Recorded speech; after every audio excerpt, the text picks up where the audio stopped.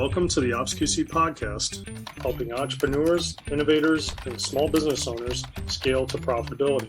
The goal of this podcast is to showcase real businesses, real owners, tell their stories, learn a little, and have some fun while doing it. Today, please welcome Craig Nadborne, Senior Managing Director at Bradford Allen, located in Chicago, Illinois. Craig specializes in tenant representation and lease negotiations. When it comes to finding the ideal office space for the first time, whether you're renewing a lease, expanding, contracting, relocating, or renegotiating, Craig is one of the best. He is savvy and experienced in commercial real estate. He can maximize your savings, increase your landlord concessions, and improve the value of your lease. Craig's involvement creates a competitive environment, which puts pressure on the landlord to lower the rent and raise a concession package, which saves you, the entrepreneur, the small business owner, time, money, and stress. Please welcome Craig Nadborne. Thanks, Jerry. Really looking forward to the conversation. It's an interesting time in commercial real estate, so happy to be here. I think that's an understatement, right? Yeah. This is something I've been wanting to do for a while, though, because I really think this is a part of entrepreneurial journeys that are underserved, that people don't talk about that next step, right? After you've established your business and now you're starting to look for a place to stay and locate, that part of the journey is pretty critical, and there's just not a lot of people teaching that. So to start out with, could you please give the listeners some background on Bradford Allen? Sure, happy to. I've been in the world of office leasing for it'll be 38 years in next month. Actually, I started the day after my birthday in 1983, so it's a very easy date to remember. And the last 14, it'll be 15 years in August, I've been with Bradford Allen. And when Bradford Allen started, they were a downtown-based company with really two goals. One was to be the best tenant rep group in Chicago, and the second to be the best landlord rep group in Chicago. And I'd focused most of my efforts on the tenant rep side, and I still do that as well as a little bit of landlord rep in there. But since then, we've grown. We have a full property management division. We own some buildings, so we lease and manage the buildings. We have an architectural arm. We also have a money lending group that helps place money and debt for acquisitions for ourselves and others. So those are the high points. We've grown from about 20 people when I joined in 2007, and throughout the different offices, and we have a couple offices outside of Chicago as well, we're close to about 100 employees. In Chicago, our main office is located at 300 South Wacker in the shadows of Willis Tower, Sears Tower. I still think of it as Sears Tower. That's right. And we have a full service office in Oak Brook where we've got about a dozen people, full brokerage staff. We own buildings and lease and manage them in Lincolnshire, Deerfield, and Des Plaines, and we have brokers there as well. And I always team up with my suburban cohorts when I have a suburban location. So we get that great service both in the suburbs and downtown. That's pretty incredible. You've been in it for 38 years.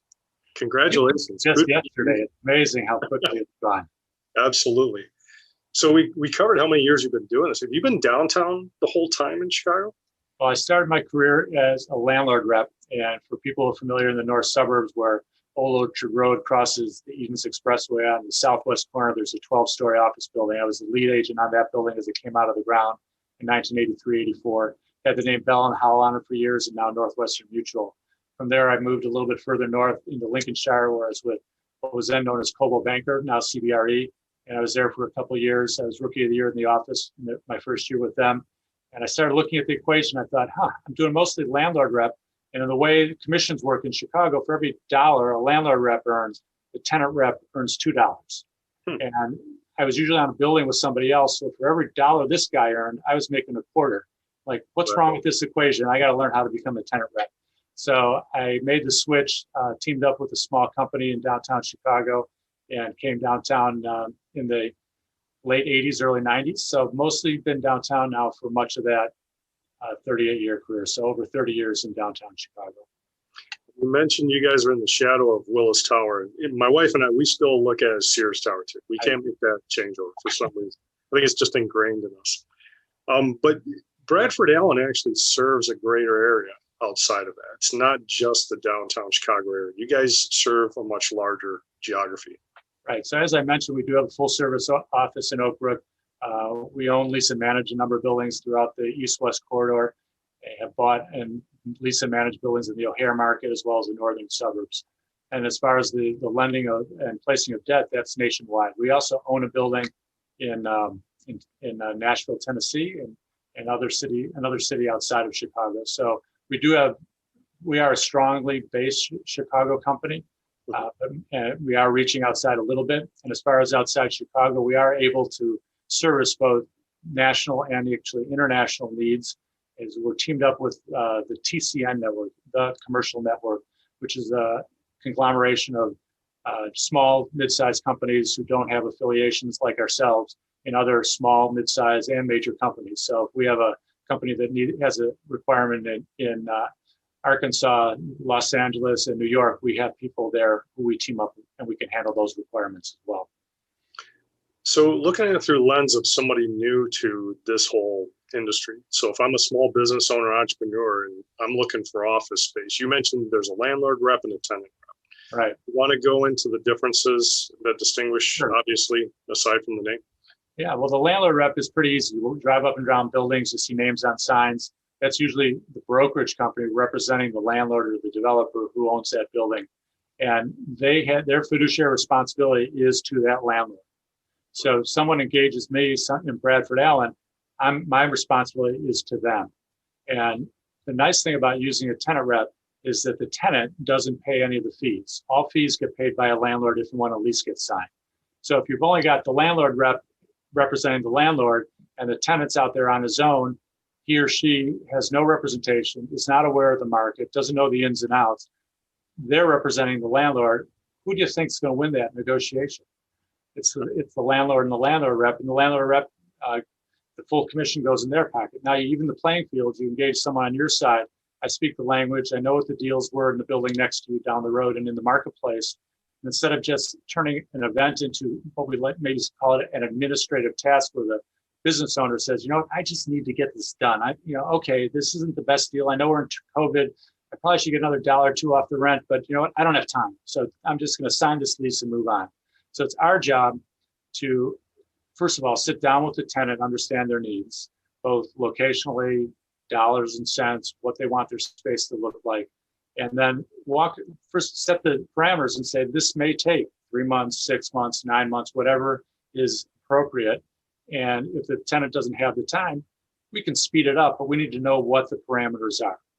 And once we get into the process, we'll research the market, we'll go on tours, we'll solicit proposals, we'll analyze those proposals, and all the decisions are the tenants, my clients, but we put the information in front of them in such a way that they can make an informed decision. So after we get the proposals, we'll pick 1 or 2 buildings, we'll negotiate the proposals at the same time. If there's any architecture or space planning needs, we'll do it all on parallel paths. I'm sort of like a conductor of an orchestra. There's a lot of moving parts, and my job is to keep everything moving forward down the path and to make sure we can get to the crescendo, which is the lease gets signed and the tenant is happy. So pushing the right buttons, leveraging the transaction, having a competitive environment is something that we're skilled at, and we make sure that the tenant benefits from those types of skills that we have. So first-time business owner, small business owner, entrepreneur comes to you. They're smart to come to you because you're a tenant rep. You kind of even out the equation between no representation and the landlords being able to kind of dictate things. And I appreciate that. You mentioned they bring a couple things into the first discussions, right? Location, what their budget is, and time frame. Is there anything specifically more than that you would really like to see people bringing up front that really makes that first conversation a lot easier? Or maybe, you look at it and say, hey, you need to go back and do your homework on X in order to get this done. Right. Well, the more they know about their business, the better.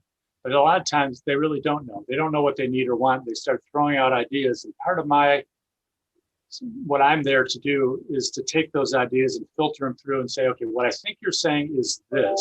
Why don't we start here? And if I don't get it right the first time, I'll listen and learn, and we'll go over here and do it a second time.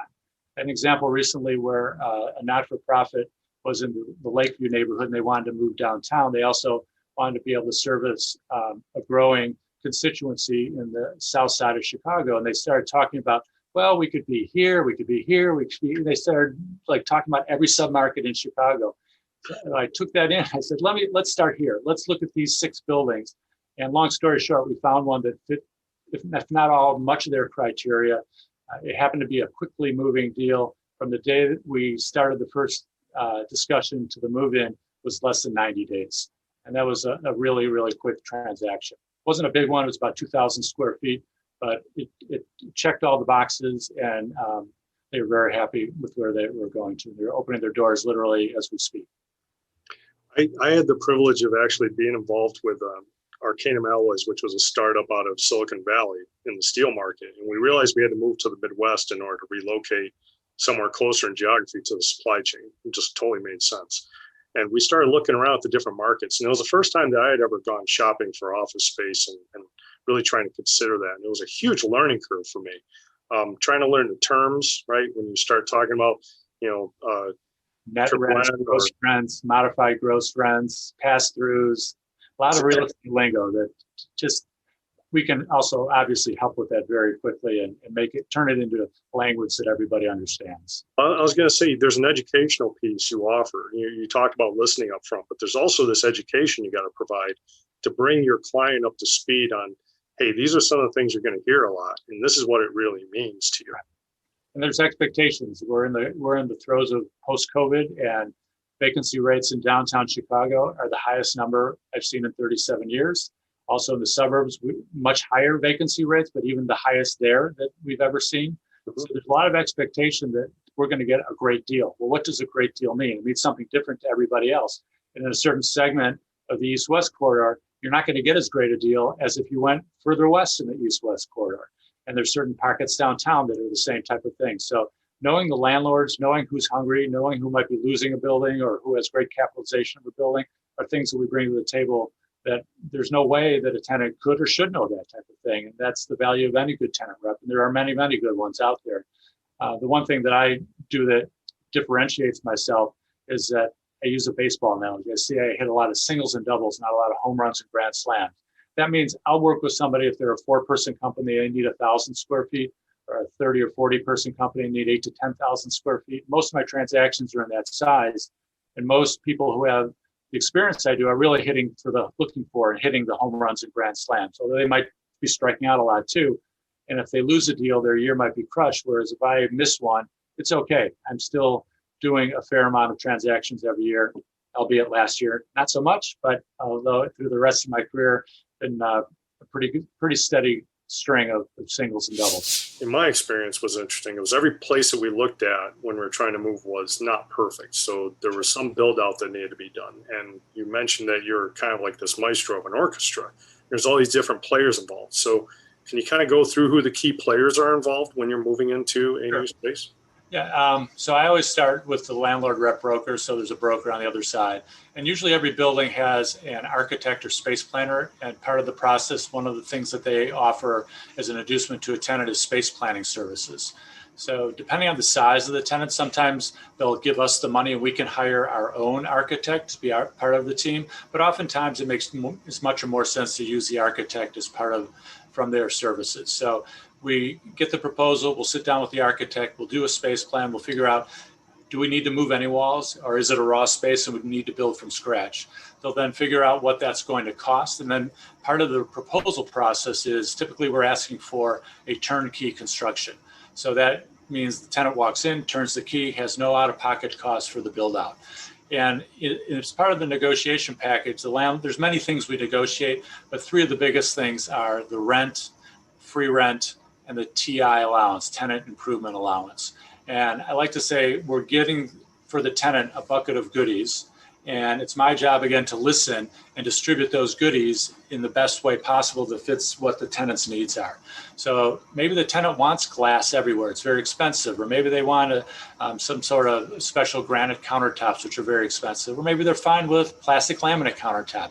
Whatever it is, it's not my decision. It's what the tenant wants. So if we have to push extra hard for more TI dollars, we do that. If there are if they don't need all that, we can still possibly use the tenant improvement dollars. And especially in today's world, the landlord's flexible. They allow us to convert that to additional free rent.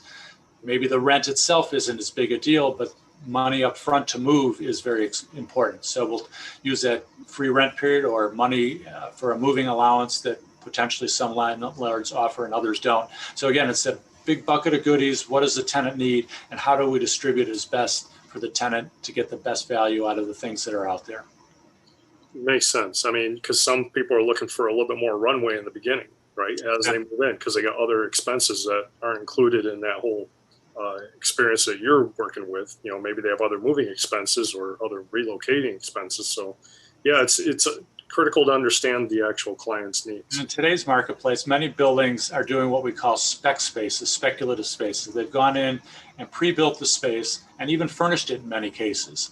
And what they're trying to do is cut down the lead time so that they have the space that you walked into a number of spaces, Jared, I'm sure, and you go, God, I can't see through this. There's garbage here, the walls are up, and I don't, let's just forget it. Let's move on to the next one. But if you walk into a space like a new car versus a used car, wow, this is beautiful. I can see John sitting here and Mary sitting over there, and we've got the beautiful kitchen, and it's got a glass enclosed conference room. So the landlords do that because A, the tenants really aren't trained to see a finished space from a raw space, and B, it cuts down on the time that they need, because it takes, depending on the size, anywhere from 30 days, big deals could be a year of construction. And then they can control the construction costs. They know what's in the space. They've already spent the money. They're dictating the costs, not the tenant. So it's a way, it can be a win-win-win, and then a tenant can get something that maybe he or she wouldn't have thought of, because, okay, maybe I didn't want to ask for glass walls, but they're here and I love them, so let's go for it. And that's interesting, because you're right. A lot of the places we walked into, we had to kind of like envision, okay, after the demolition, and we get this down to just the four walls, then build it back up. So you're trying to envision different pieces, how it's going to look at different times.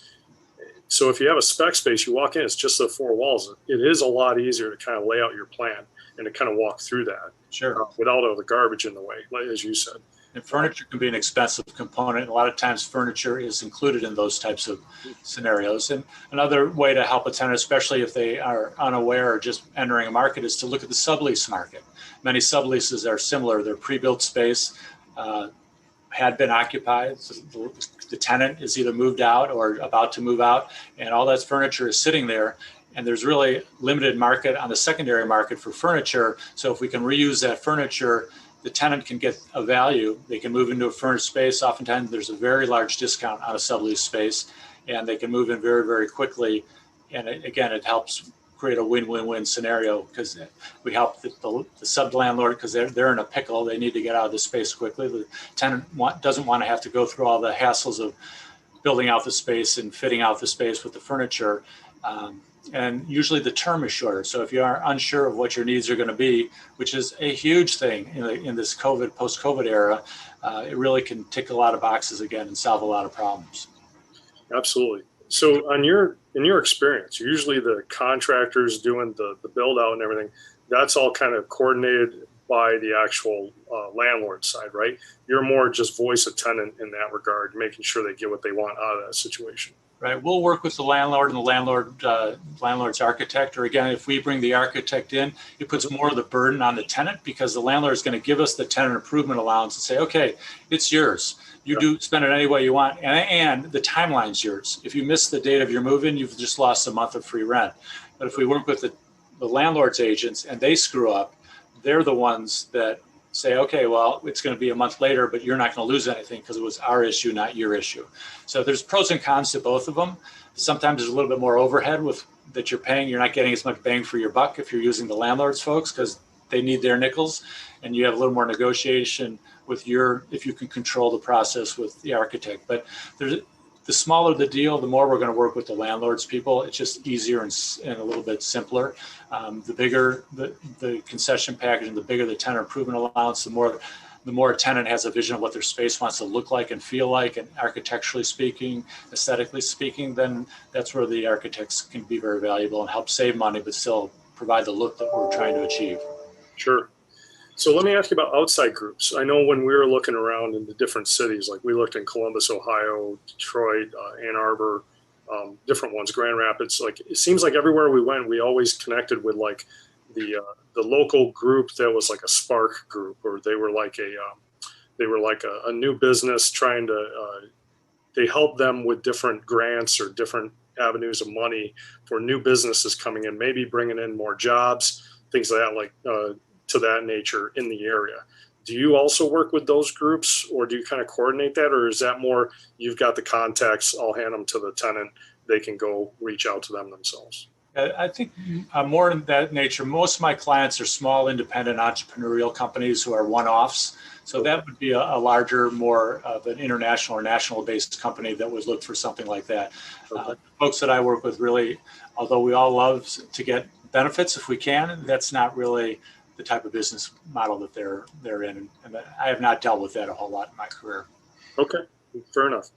One other thing to talk about is, we've been talking a lot about this new build, like, or if an entrepreneur or small business owner comes in, they want a brand new space. But you guys are also involved heavily in lease renewals, canceling leases, and renegotiating. Can you kind of go into why you really need a tenant rep to really come in and do that?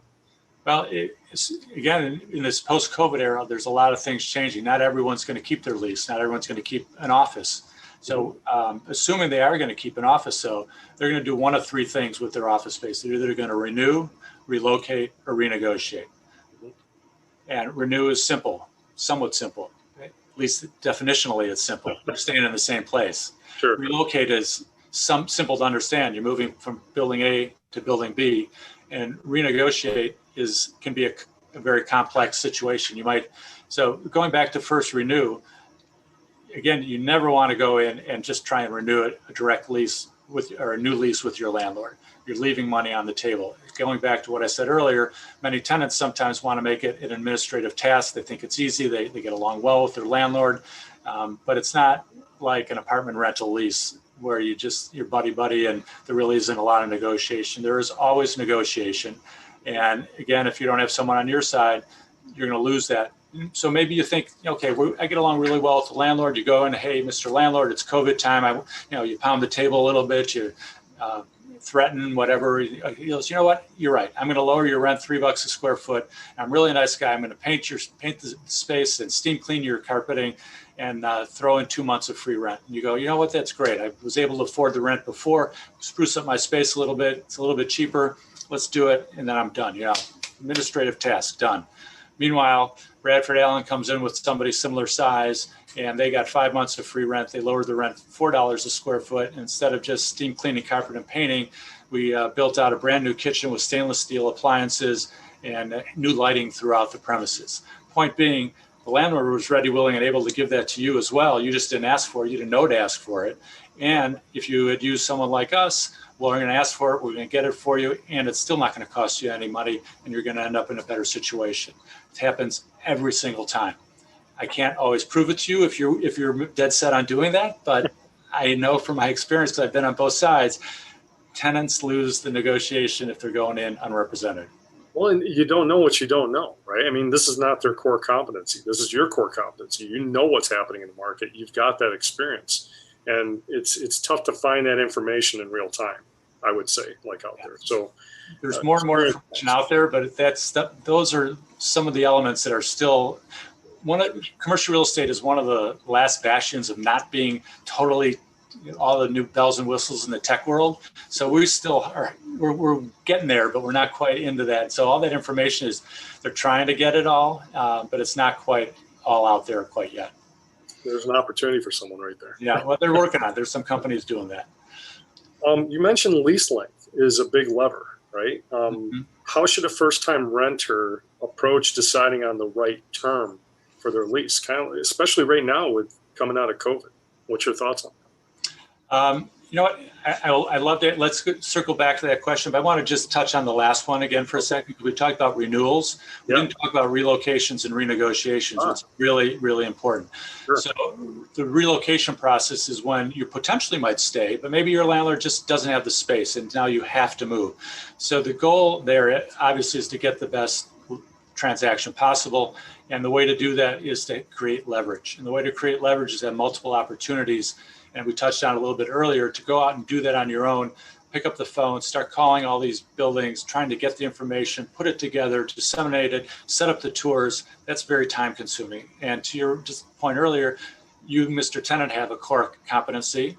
And if you hand this off to an underling somewhere in the company, they certainly don't know anything about real estate. How are they going to relay those knowledges? So just saving the time, energy, and effort is a task that a good tenant rep broker brings. And then again, the negotiation structure of pitting one building against the other. And we really do pit one building against the other and let them vie for your tenancy. And if you have the time to do it, and time as an ally in a lease negotiation, you're going to say, okay, well, let's go back to here and let's go back over here, and we can play one off the other. And especially in a heated market, when it's a tenant's market like it is now during the COVID era, post-COVID era, you're going to get even more concessions than you had thought possible. And the renegotiation is going to be key, because you might have 10,000 feet today and half your people are working at home. And you said, you know what, I really only need 5,000 feet, but I've got 3 years left on my lease. What can I do? Well, some landlords will say, sorry, Charlie, that's it. You know, we're not working with you. But there are others that will say, you know what, you've been a good tenant. I want to keep your tenancy. I need something in return, but I can work with you and cut your space in half or move you elsewhere in the building. But some of the things I might need are a longer term. Don't beat me up as much on the rate. If I gave $5 off to somebody new coming in, I might give you $2 or $3 off. But it's a conversation that has to happen. And having it through a trained professional who talks the same language as the other side, that's why you want a tenant rep on your side of the table. And landlords will work with us, because not only myself, who has 37, 38 years of experience and have done hundreds and thousands of deals for my career, but Bradford Allen has many other brokers like myself at different ages of their career. And together we bring hundreds of thousands of square feet to the marketplace every year. So they want to work with us, and we talk. You know, the guy next to me knows the deals that I do, and I know the deals he does. And we keep track of those types of things, so we know how to best service our tenants in that way. So getting into the post-COVID era and thinking of what sizes, and if you're a new company, what do you need, about big or small? The shared office providers are a great alternative in some sense. The Regis has been out there for years. WeWork has had their problems. They're in the news, but I think they're going to make it. But there's over 40 brands in Chicago who offer a different type of shared office facility. Some of them are co-working and they're wide open. Some of them are all glass walls and beautiful and high end. So again, depending on the budget and the need and the timeline, it can be a great stepping stone to finding a space. With that, we also look at the sublease market to make sure that we have all the options available. And landlords today are going to be much more flexible. They have to be. They realize that not every tenant has the answers. And some of these pre-built spaces, the landlord's going to be willing to do shorter term to get some cash flow going. And there's the chance, of course, that once a tenant's in the space, they love the space and it works, and then they extend longer. A little bit captive audience, the landlord might do a little bit better the second time around, but keeping space vacant doesn't do anybody any good. Right. So flexibility is the key, and I think we're going to see a lot more of that in the next year or two as we try to figure out the post-COVID era. Sure. Before we get into the length of term lever, you mentioned about the sublease market. For people who aren't familiar with that, can you provide like a little bit of definition of what you really mean with sublease market? Sure. So many companies have leased a space, and over the course of time, that lease might be a 5 or 10 year lease, and they're 2 years into, say, a 5-year lease. They've got 3 years left. Maybe they've merged and there's two companies, and now everybody's moved from space A to space B. Space A is sitting vacant, and the new company wants to recoup some money on that. So they become a quasi landlord, the sub landlord. They hire a broker to market the space for them, and they try to get the best price they can. In a market like today, where we have the highest vacancy rates ever, there's twice as much sublease space on the market today as there was a year ago, which is also a record. You're not going to get dollar for dollar back in a sublease scenario. There's been a couple instances, very few, but a couple in my career, where the sublease space hit the market at the right time, and it was a concrete loft, and everybody wanted concrete lofts, and they signed the lease coming out of the 2008-09 time, so they were down here, and the market had gone like this, and they actually made a couple bucks on their sublease. But usually a sublease says to the marketplace, I've got an issue, I've got a problem, I've got to move this space. And it's much like an airplane leaving with an empty seat, or a hotel having a night without someone sleeping in their bed. Every day that space sits vacant, the sub landlord is eating the cost, Yeah. and they have to pay that rent, or they have to default on their lease, and that's a whole other story. Then we get into legalese and lots of things. So I imagine they have to have an agreement with the original landlord saying they're allowed to sublease. Otherwise, it's probably illegal in some sense, right? yeah, every lease has a sublease clause. Some are a little more restrictive than others, but almost every lease allows a tenant to sublease their space. And the landlord always has the right of what we call recapture. Mm-hmm. So every sublease has to be approved by a landlord. And if they need the space for some reason, maybe the next door neighbor needed, and it just so happened, I've seen very few recaptures over the years. It doesn't happen all that much, but the landlord, it is their building, and they have certain rights. And bigger tenants can sometimes get those rights removed from a lease. Smaller tenants don't have that strength of a lease negotiation, but every lease does have a sublease capability. So tenants do have that flexibility to exit their lease if they are able to get a subtenant. But if they get a subtenant, depending on how it's written, they still could be on the hook for the payments that the subtenant is not. If the subtenant goes out, they're still on the hook to make the landlord whole. Yeah, no, it's more important as we go through this. You keep reiterating that, it's important to know language. It's important to speak that language and know where to go with this. So let's let's change gears to the term, right? Length of term. How do your clients figure out what is the right term for me? It is a tricky question. The length of term, from the landlord standpoint, says, and if we're looking at leasing a space and we need a big concession package, the landlord will give more concessions to a tenant for, if you're creditworthy, length of term, and the quality of the company. Sure. And some landlords look at a name and think that's really important to have. But creditworthiness is very important.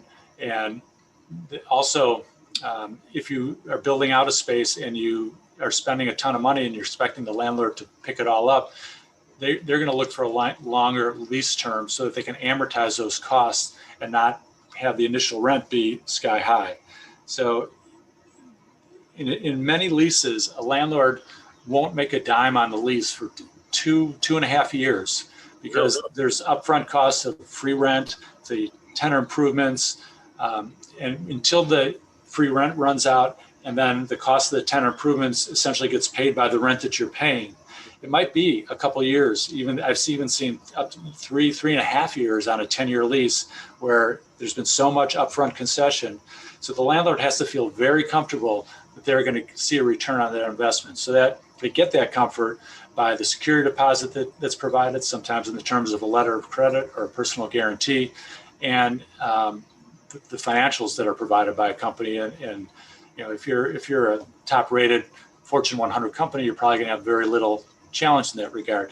But even big law firms, they have huge security deposits and letters of credit because law firms are known to break up and change ownership characteristics, and those are all hotly contested issues. So how does a tenant figure out what they need? A lot of times they have to. No one really knows what tomorrow is going to bring. Sure. So all these factors go into it, and it's a comfort level. Usually the younger companies aren't as comfortable with longer term leases. Sometimes they're coming out of a Regis or they've just been working from home, and 3 years looks like a huge timeline. And we show them the pros and cons of a longer lease, and either they're comfortable, and if they aren't, again, the listening comes in. We work with the landlord to structure that lease in such a way that it can work for all parties. And there's no magic bullet on that one. It's really what the tenant needs and how we listen and how we work with them. And sometimes the tenant will feel like they're being stretched a little bit, and that does happen. Everybody doesn't get everything they want in a lease negotiation. I wish I could say that they do, but it is a fact. From experience, I can say, yeah, you're right on that one. You talked a little bit about COVID and how much it's hit, downtown area as well as everywhere. This is probably unprecedented times right now. Can you list some of the statistics for everybody on how much vacant space there is, how much is on the market right now? And can you kind of give us a picture of like some of the more interesting deals you've done here recently? Yeah, so in a given year, I might do anywhere from 20 to 40 transactions. Some are real small, some might be a couple of Regis deals. Last year, I was involved in one way or another in 9 transactions, and three of them were referrals where I really wasn't involved. I really was involved in 3 start to finish deals last year where somebody did an actual 5-year lease. Most of the others were 2-year, kick the can down the road renewals. When COVID hit last year, we were into early March of 2020. We were at a fevered pace. The buildings were being built. Record leases were being signed for highest rents ever in downtown Chicago. Everyone thought that it was just going to, we knew it wasn't always going to continue, but we never thought it was going to end like this. Sure. Every 10 years or so, there's been some occurrence in my real estate career, from recession in the 80s to the dot-com bust in the 90s to 9/11, and then the 08, 09 financial crash 10, 12 years ago. Yep. So something was coming, but no one knows when, and it hit with unprecedented characteristics. The world stopped. Yep. Deals that were in process, I had one on the table that was 100% negotiated. It was sitting on my client's desk waiting to be signed. Law firm I'd helped for 20 years. We're about to sign a 10-year lease at high rates, but high concession package. And my client looked at me and said, I got to be crazy to sign this lease. The world as we know it is changing. So we pivoted, signed a 2-year renewal at a high rate, but didn't commit himself. So we're now about to a point where we're less than a year, and we're going to have an opportunity to relook at the market and say, what do we want to do going forward? That happened everywhere throughout the world, the real estate world. And at one point I saw a statistic in August last summer saying volume was down about 75% from year over year. So a lot of people like me were very busy in other ways than talking about deals and deal structure and lease signing. So I had a chance to talk to a lot of clients, did a lot of networking, got to meet a heck of a lot of new people. Now, as we're starting to see some of the light at the end of the tunnel, personally, I've already closed 6 deals this year, and I'm working on 7 more as we speak. So it's looking better. A lot of those are very small deals, but the smaller clients, I believe, are having a little more comfort level and saying, okay, we either are coming back or we're not. If we are coming back, let's take advantage of what's out there right now. Mm-hmm. I don't think that it's going to be as bad as people have thought. Like, everybody's not coming back. It's somewhere on this continuum. Are we coming back? Are we not coming back? And it's going to be somewhere here. I think it's going to be closer to here. I think companies, as leases expire, might have an opportunity to shave space 10, 15, 20, 25, up to 50%. I don't see any big companies moving from the city to the suburbs. There are still some companies moving into the city. We're starting to see trickles of new leases happening. The amount of showings from the landlord rep guys that are talking are up significantly. So people are out there starting to kick the tires again and say, what's it going to look like?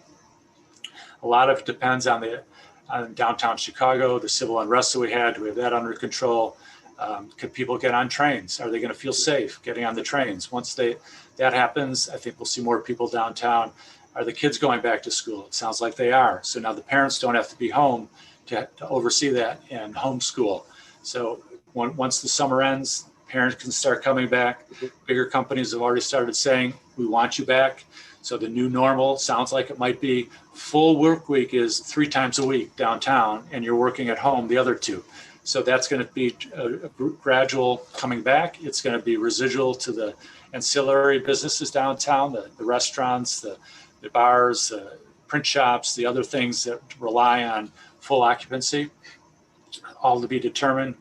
But we will see a need for office space. There is a need for office space. It's been proven. There's a lot of Zoom fatigue and working at home fatigue that companies and people are experiencing.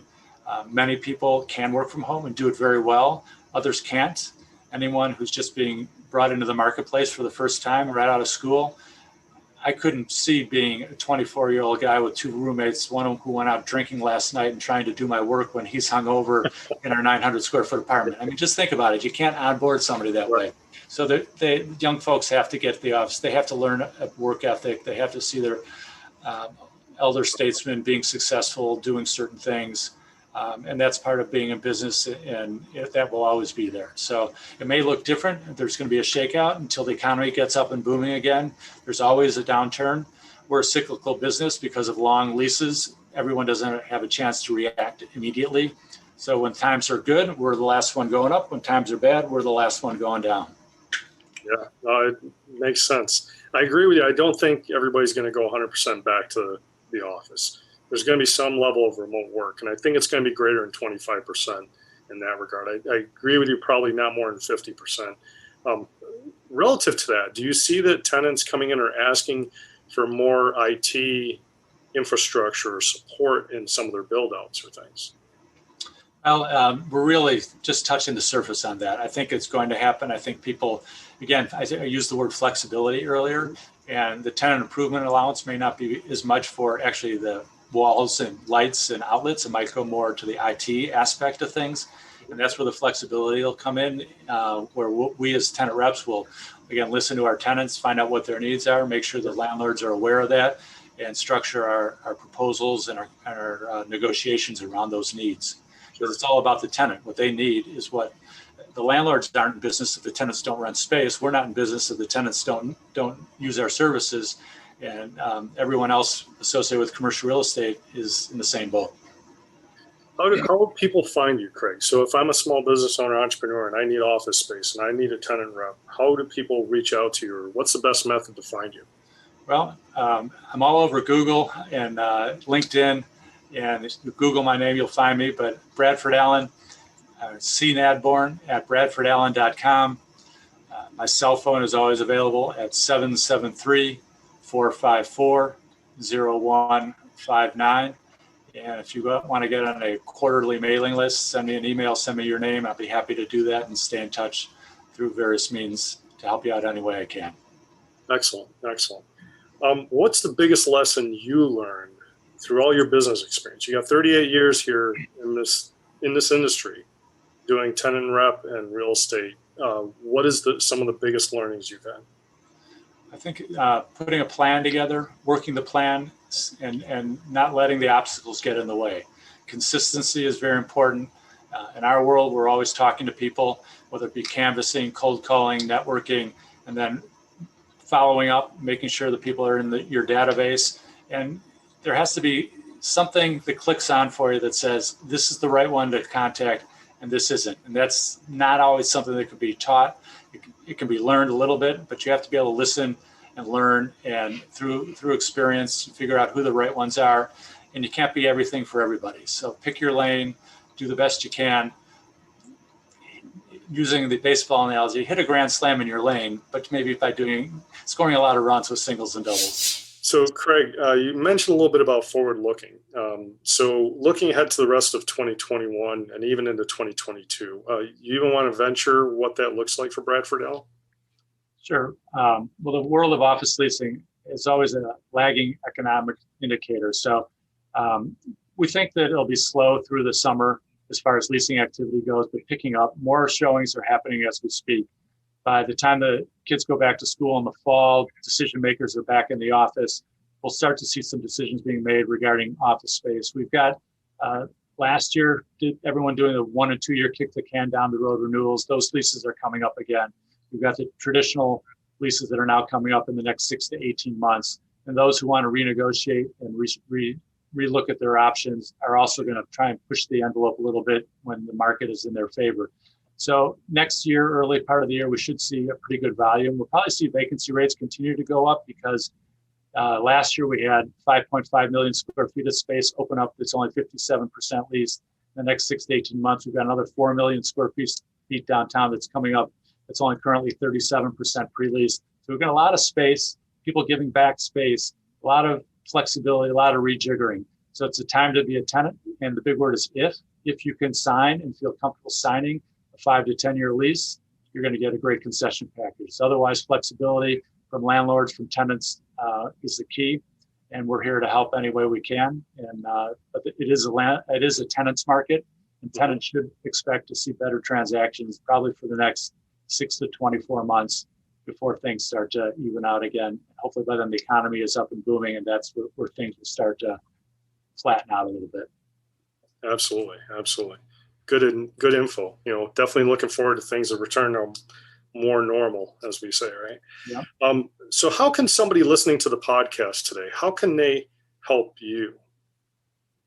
How can they help A lot of small to mid-sized companies. So if you haven't been in your office recently and are wondering, do I come back? Should I come back? What's the right way to enter the new normal? That would be a great conversation to have. If somebody is another trusted advisor who has clients that listen to them, I'd love to have a conversation with the accountants and the small business attorneys out there that have that at their disposal. And in general, if somebody has any questions regarding office leasing and real estate, no question is wrong, no question is stupid, no question is too big or too small. Happy to have that conversation and talk about ways that we can benefit each other and move down the road and make 2021 and 2022 a better time in the business world. Craig, it's been a pleasure catching up with you, and I think the information you've given here is extremely helpful and insightful for people who've never been through this part of the journey.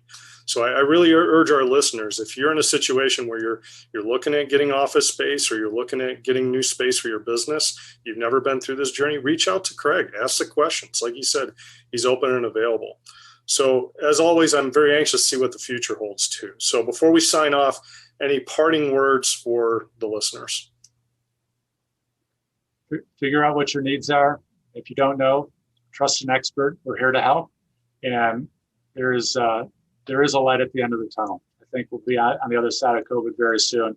And in general, real estate brokers are a positive bunch. I'm positive. I'm bullish on the future. And I look forward to helping as many people as possible. Thanks again, Craig. And to our listeners, be well, be safe, and be productive. To reach out to Craig and learn more, you can reach him via email at cnadborne@bradfordallen.com, or his LinkedIn address is below. Additional items discussed during the podcast are below, like the Bradford Allen website, Regis Space, and a link to TCN. If you want to recommend somebody to appear on the podcast as a guest, please email us at info@opsqc.com. If you're interested in sponsoring a podcast, please reach out to us at the same email. We'd love to have your support.